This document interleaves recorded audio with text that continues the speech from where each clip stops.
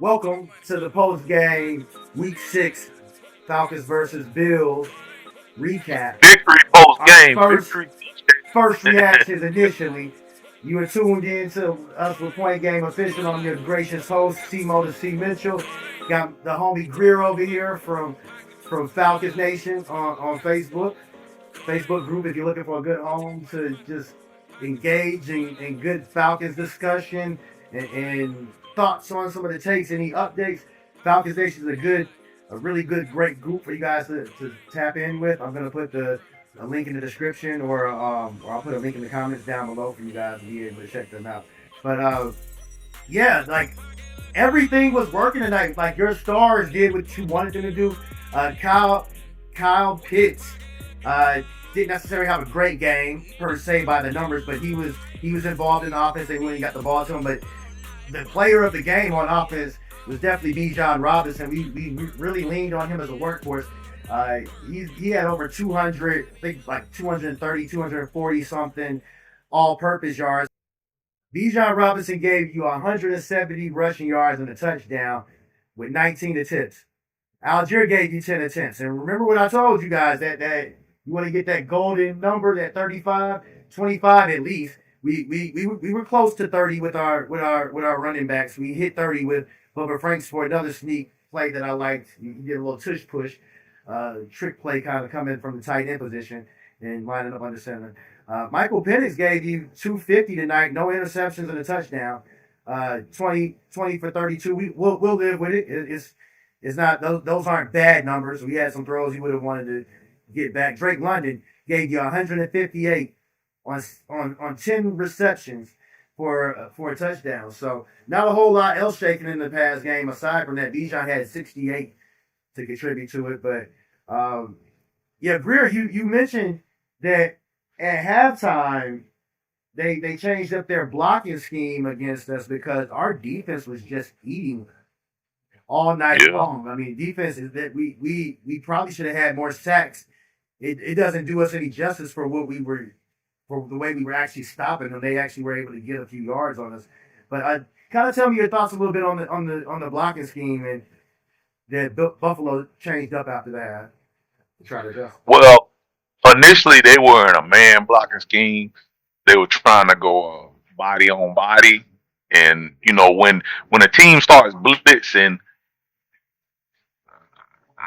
they completely changed the blocking scheme. Let me start off by saying that they went completely to a zone blocking scheme from a man on man blocking scheme, and to me that's never a good sign.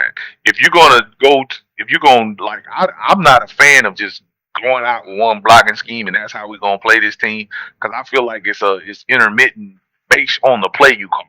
So if I'm calling like if I got a lot of run plays and y'all are blitzing, it needs to be man. If we got a lot of pass plays and y'all are still blitzing, we got to go zone, and that's how I feel like it. But they didn't really do that because I think they don't do that because Josh Allen is a mobile guy, right? And so by him being mobile, they're relying on his mobility to say, oh well, we can do whatever we want to do. Far as so we just gonna go straight up man on man and create those alleys for where Josh can just take off running because that's what man will kind of do for you. Man to give you huge alleys because I can block, I can get on I can ISO my one guy, take him over here, Hughes and running lane for Josh. If we get caught in a man coverage or something like that where everybody's got their back turned from the line of scrimmage. Uh, he taking off 14, 15 yards. That's how we want to play a guy like that. You want to play a lot of cover two man, um, two cloud. Where the guys can actually watch their line of scrimmage. They can squat, and allow people to come in their zones. Right now, that's the best way to play them, and that's what we did. We ran a lot of cover too, but that is what I feel like hurt them when they went to a zone blocking scheme. Because Zach didn't blitz as much in the second half when they went to a zone blocking scheme.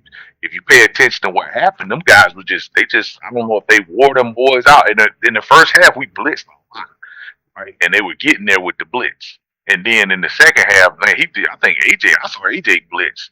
So he was doing exotic blitzing. It wasn't like he was blitzing and scooping the A gaps and the C gap. I mean, AJ got in there one time, and it wasn't just the fact that um he didn't necessarily get there, but he was, that it was disruptive.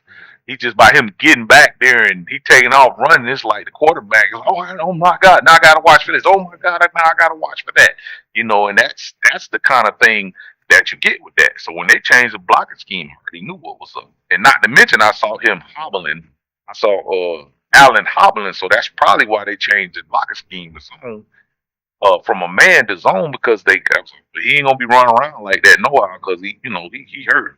So 100% agree. Hey, shout out to Hannibal Black live in the chat. Thank you. Appreciate you tuning in for us. You guys are just getting in. We are in the post game immediate reactions to the Falcons win over the Buffalo Bills, 14-24. And yeah, the box score does not necessarily do the game justice. Buffalo was able to get a lot of empty yards. Our defense really came out to play and to shut things down. I said we had to really eliminate a lot of their big plays. They didn't get a ton of big plays. We held Josh Allen under 50 yards on a lot of his scrambles, but we were able to sack him quite a bit of time, a few times. Not quite as much as the stat sheet showed, but we were definitely getting to him. We were able to force 2 turnovers in as far as interceptions are concerned. We forced him to throw 2 interceptions, but he had a couple of other interceptions that were very near. We had a lot of tackles for losses as well too, and we were able to get a lot of hits on Josh Allen and just kind of keep him rattled a little bit all game. I mean, he didn't throw for over 200 yards. right, that's man, That's the amazing stat. It didn't man, quite go exactly the way I said, but we played very disciplined brand of football. Mike Hughes and D. Alford. I mean, those guys, as good as our defensive line played and those edges played, those guys made some very critical, key, clutch plays because AJ was in his bag this game, so they didn't want to keep going at him too many times. But D. Alford and Mike Hughes made some very huge plays down the stretch to stop some key receptions and force the third down. For a fourth down and force some 3 and outs on a few of those drives. I want to really kind of check out some of the post game stats in terms of where they were at on third down. Specifically speaking about this Buffalo team. I'll pull that up here in a second. But yeah, you all in all have to be very much pleased with this defense. This defense is a real deal defense. yes. Shout out to the defense. The defense gets a lot of credit for the game today. The defense gets my player of the game gonna be Bijan. It's hard not to give it to him every dang week, and you be trying to look for other people to give it to. But man, you got to get that dude. Man, you got to get that dude his props. Give him his flowers. Give him donuts and cookies and whatever else I could get. Lemon pepper wings, whatever else I could give that guy. Bijan gets for free. He gets free lemon pepper wings this week. Free lemon pepper wings, man. Hey, feed that man. Feed that man. That 80-yard run was crazy. At least I want to, not to cut you off, but I want to bring up the defense's total. This defense did not give up over 300 total yards of offense to Buffalo. That's Buffalo. Huge. I don't care what, no, but you can. I've seen a lot of people whining and complaining in the group. I call it whining and complaining because you just kind of, they were going off, they just going off script. I mean, it's almost like, are we watching the same game? But anyway, but like, you have to absolutely say who you're playing. You know what I'm saying, in this situation, because that is one of the more elite teams. That is a very good football team we just beat tonight, and we beat them. We didn't luck up. You know how some people did. You get the lucky roll, the lucky bounce, or whatever like that. Nah, you the whole defense ball of the game, game ball. That's just it. I mean, the special teams wasn't nothing that jumped off the page to me. And we didn't turn the ball over. You know, it was a couple of little Absolutely. iffy and what he got a penalty, got lucky on that one with Bijan fumble, but we didn't turn the ball over. Defense had a stellar game. That was probably the best game I've seen defense play all year. Yeah. And they played a real good game in Minnesota. They played a real good game in Minnesota. I think they had 6 sacks in Minnesota or something like that. Mm-hmm. Yeah, I really want to point out, man, Zach Harrison has been playing lights out for us all year long. I don't think he actually has a sack on the stat sheet for tonight, but he definitely had that last play of the game wound up being a deflection that he forced where D'Angelo Malone got an interception. And there's a few other plays like that where Zach Harrison forced some other plays. Ruka he got himself a sack tonight. A lot of people were really upset about us not drafting Jalen Carter before. And I put out a video last week talking about how it was better to have Bijan Robinson. It's like, oh, well, this defense would be so much further along and all this. But again, all of our linemen that we have had in lieu of him have by committee been doing a wonderful job and has this defense still top of the league. A lot of people were talking about how we were a defense that it's fool's gold because we were coming into the week having only played 5 games to other people, or 4 games to other people's 5 games, and even though we were holding teams down in terms of yardage, that we had been scored a little bit more on. But I mean, keeping Buffalo to only 14 points and being able to put up 24, that's really convincing. This defense is starting to put it together the way that we want. This identity of this team is a much more physical team. You have to. What would you say the identity of the Falcons team is right now, if you could sum it up into 1 or 2 sentences? Oh wow! You said 1 or 2 sentences. Let's say 1 sentence. If you could sum it up into 1 sentence, what would you say is the identity of this Falcons team right now? Okay. All right. Just since you don't, we're a hard-nosed football team. We're a hard-nosed, hard-hat football team. Because, and the reason why I say that is because we play defense at the line of scrimmage, right? And we run the football. And there's only 2 things you're gonna get because you gotta, if you do in a collectively, if you collect all that together, that's just a hard-nosed football team. It's not a pretty team like air it out type, and a bunch of picks and a bunch of this and a bunch of that. No, we actually play football at the line of scrimmage. And the last defense I remember, they remind me of New York the year they won a Super Bowl with Eli. That first they played the Patriots when the Patriots was undefeated when they played in the Super Bowl. That's what they remind me of, as far as defensively. That tenacious, just the defense is headed towards. That defense was scary to me. Like honestly, like if I looked at it from a coordinator standpoint of view, that was a scary defense, and I've never ever really gauged the defense that I would say that was scary. That defense was scary, and those guys are headed in that direction to the point where they're actually getting scary, and it's based off of rotation, and now the secondary is really coming along. Like they're really buying into what Brick's selling. Brick is really getting all these guys on the same page because the secondary, they're understanding. All right, these guys up front, they're gonna do their job. They're gonna get you off your square. So all we got to do is make sure if it's a bad throw, we gonna shrink the window for you. Right. So that's my description. Scared. That's just a hard nosed football team. And I got a stat up on the screen right now for those of you guys looking at us live in the chat right now over on YouTube. The Falcons defense blitzed Josh Allen on 55% of his dropbacks tonight, and that's the highest blitz rate he's had going back to 2021. They said he completed 8 of 14 for 120 and a touchdown, but he was pressured on 9 out of 19 on the blitz dropbacks, where he sacked 3 times. So We pressured him on 44% of his dropbacks. And that's the highest pressure he's had since week 5 of 2024, according to the pro next gen stats by NFL. So that's huge. I mean, he had a look of this dismay. Like, he was bewildered. You could see it on his face. Yeah. They beat that boy up. Yeah. Yeah, he was very uncomfortable all night. You can see it right before the half.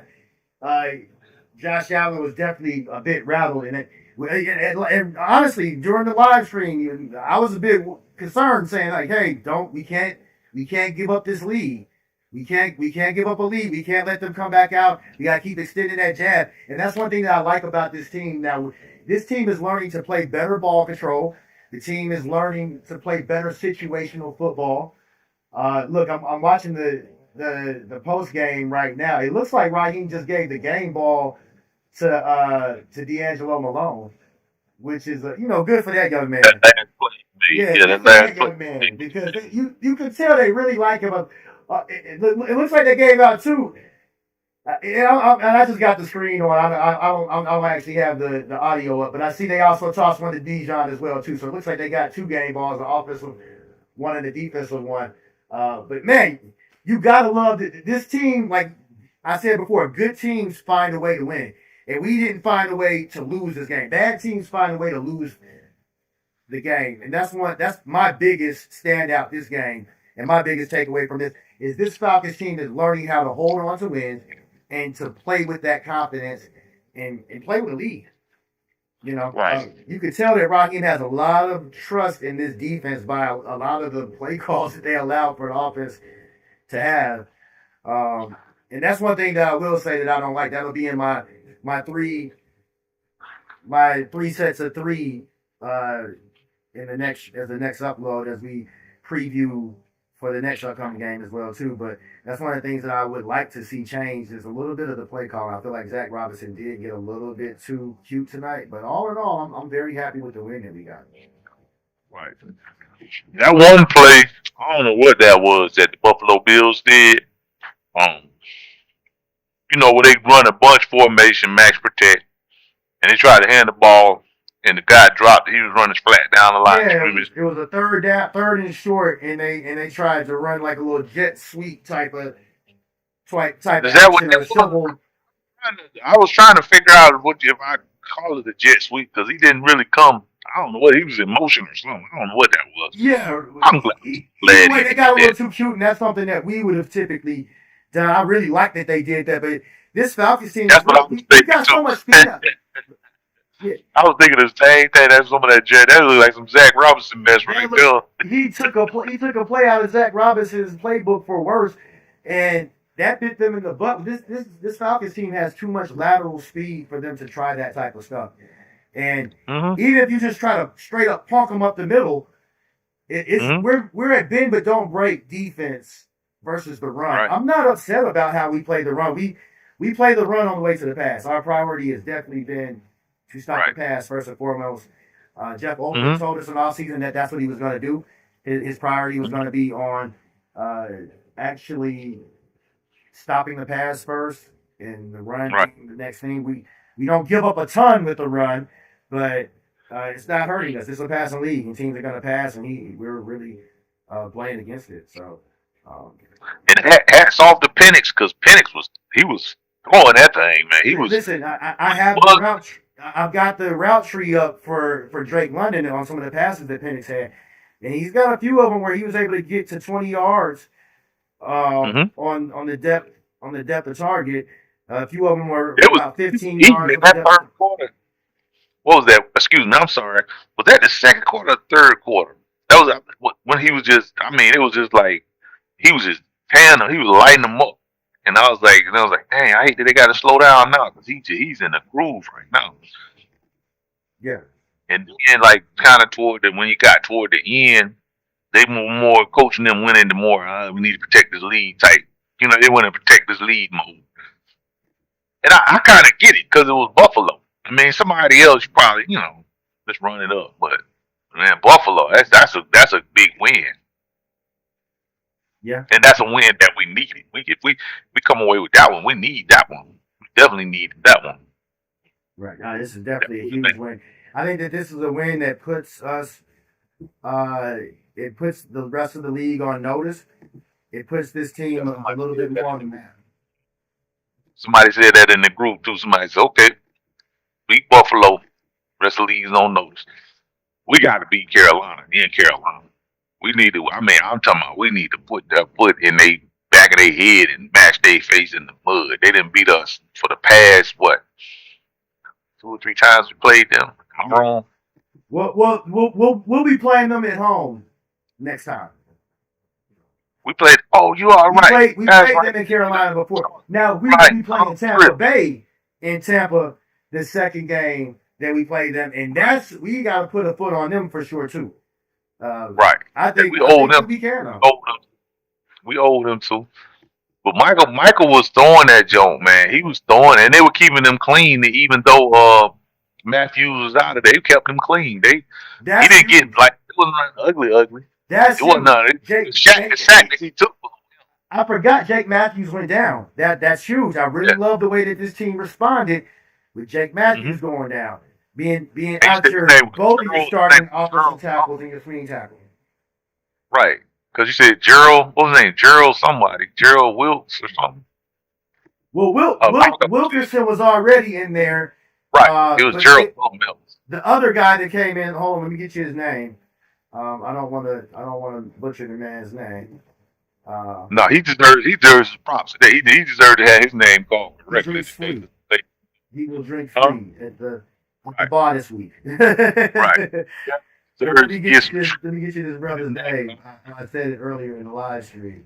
Let me pull that stat back up for you on that roster. Back up. This brother's name is, and it was number 72, correct? Michael Jarrell. Michael Jarrell. You know what? Did you look up how long we had him? Because I think we just picked him up not too long ago too. When everybody was going down, when everybody was we picked him up. We picked him up earlier, and he signed him earlier in the offseason. Right when everybody went down. Because I remember we got him from Seattle or something like that, or trade. I can't remember. Oh, that's that. We signed him. But I remember talking about him before. Now that you mention it, and I'm looking at it, I have this graphic up on the screen above you for anybody who's in the chat or anybody tuning in to us. He was drafted by Seattle. You're right. That's the guy. Yep. You are right. You are absolutely. That was a huge game for that brother tonight. Huge. Stepped up. And okay, so let's talk about him then. So, because I know a little bit more about him now that you're making me not know who he was, but remember who he was. So, I remember scouting him, and I was like, oh, he's mid. He's like a mid player, because his scores was like mid type scores, pass rush, run block, stuff like that. But the thing that jumped out to me was he was young. I think this was on his third year in the league or something like that. I'm gonna have to look it up.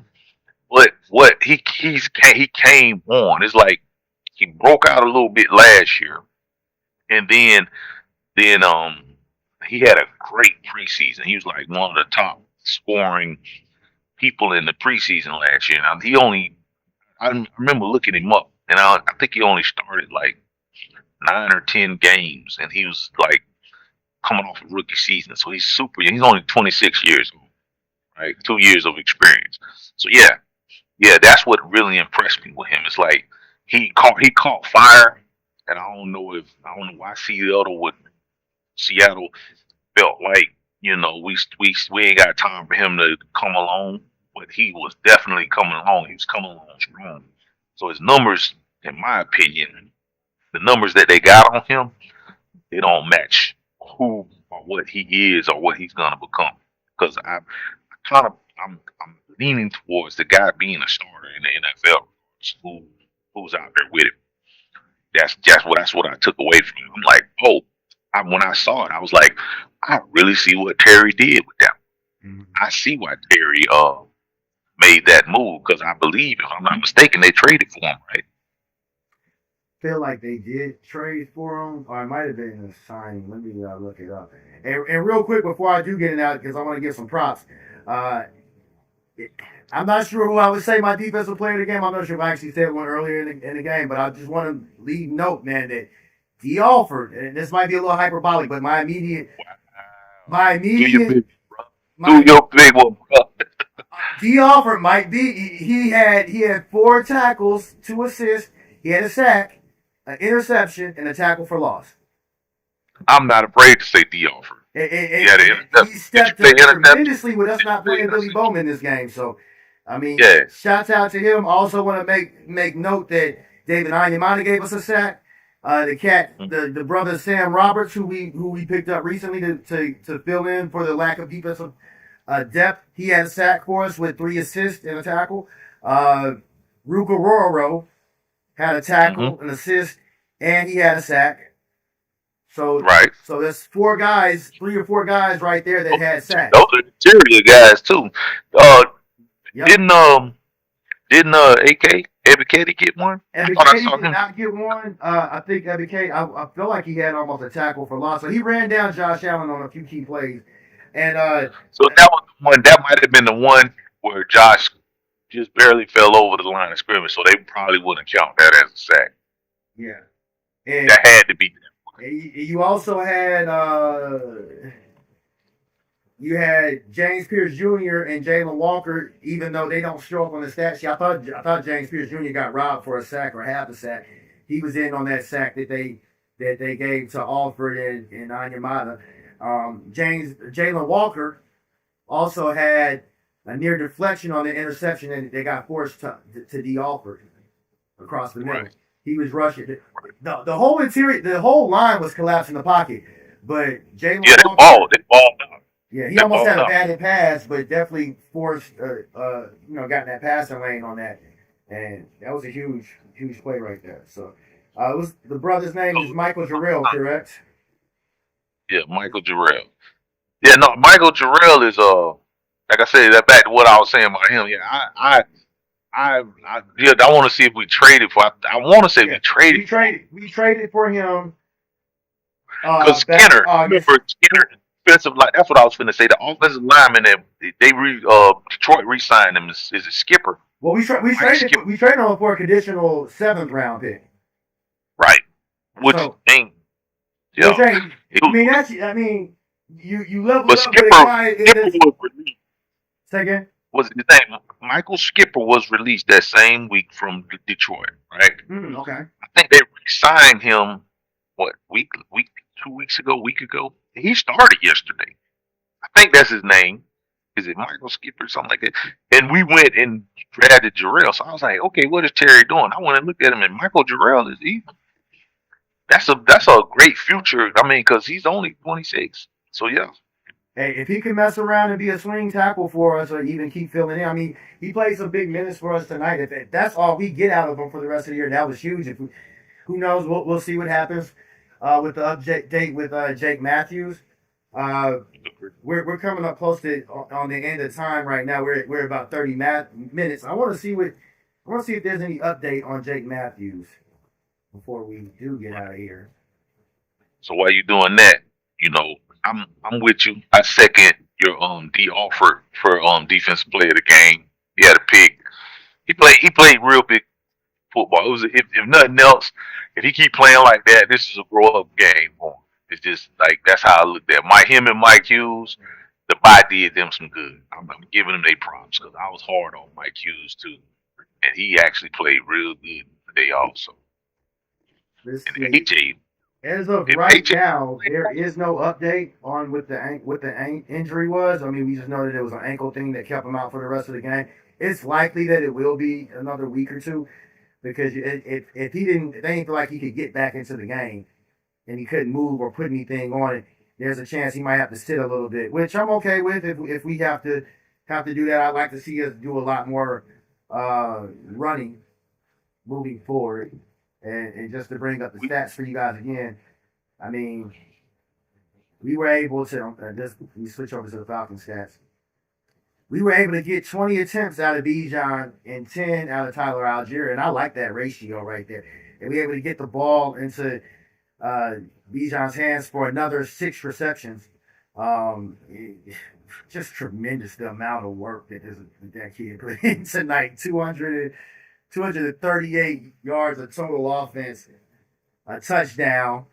Just amazing. 81-yard run. I don't ever want to hear again that Bijan Robinson doesn't have breakaway speed. I don't ever want. Bro. I had people in groups arguing me down, calling me. Listen, I ruffle a lot of feathers and I upset a lot of people. I know as a child, I had a problem making my teachers feel stupid because I would correct them when they would be wrong and stuff. Right. And I don't be trying to be right on people, but when you be wrong sometimes. And it's like, no, man, listen, that guy had the angle on him. They said Bijan Robinson had ran 21.8 miles per hour. That is elite speed. There's only been a handful of guys. Anything sub 22 miles per hour is considered elite speed, a breakaway speed in the NFL. But you saw it on that play. Like, there was no getting tired. And he did that breaking out of tackles. So guys had time to catch up to him. So I think the issue is that he don't look like he running that fast. But that's because the camera's directly on him, though. When the camera's directly on you, yeah, it's effortless. But yeah, that's elite speed. You said 21 miles per hour. But yep, about 21.8, 21.7. And I think I'm gonna get Hightower to talk about this again because he was a former running back himself. But it's not always about which your fastest time. It's how fast can you hit that time and how long can you maintain that top speed. Because Absolutely. You can hit your top speed, if it fizzles out, what does that matter? But if you can maintain that top speed and come down from it slower, right. Everybody else comes down from theirs. That's huge. Right. So nobody catching him though. There was have an angle on him to catch him. The guy that had the angle, he grabbed them big old thighs and he just realized, man, I'm trying to tackle a damn little grizzly bear. And that's the other thing too. When you catch up to me, what are you gonna do when you catch up to me? Yeah, how you gonna keep him on the ground? Right. Because let you catch up to him. So right. That's huge, man. Listen, man, we gonna get up out of here. You guys stay tuned for our 3 sets of 3 and our game preview on the San Francisco game that coming up next. That is who we play next, correct, Rear? Yeah, 8 o'clock Sunday night. G Money. 8:20. Yeah, that's it. G Money. You call G Dub, whatever. The whole time, but hey, it don't matter. We going to the top, man. We gonna be rich anyway. They gonna just do more anyway. That's public info. You know what I'm saying? Like, you call me what you want to call me. Hey, right now tonight, I'm on a natural high right now. Right. Man, we play the day night at 8 o'clock, another prime time game. Definitely. Stay tuned for our 3 sets of 3 and our game preview for the San Francisco game. I appreciate you hopping in on the chat. I'm gonna put in the comments below the group for Falcons Nation. We'd love to have you guys over there. It's a great home, really stand up, good people, really great sports conversation. A lot of love in that community, not a lot of negativity, but it's not a place full of homers either. They're very realistic about their views and their takes, and we have the inner sibling fights, but it's all love at the end of the day. So you guys stay tuned for that, and we'll also have our keys to victory later on in the week, and we're going to be streaming again for the Sunday night game this week coming up as well too. So definitely stay tuned to us. Hit that like and subscribe button so you can stay up to date with the dopest local sports show on Falcons content. Point game official Falcons Bird Bath. I got some Bucks fans to go troll and some Saints fans to go troll. Go get them, bro. Deuces.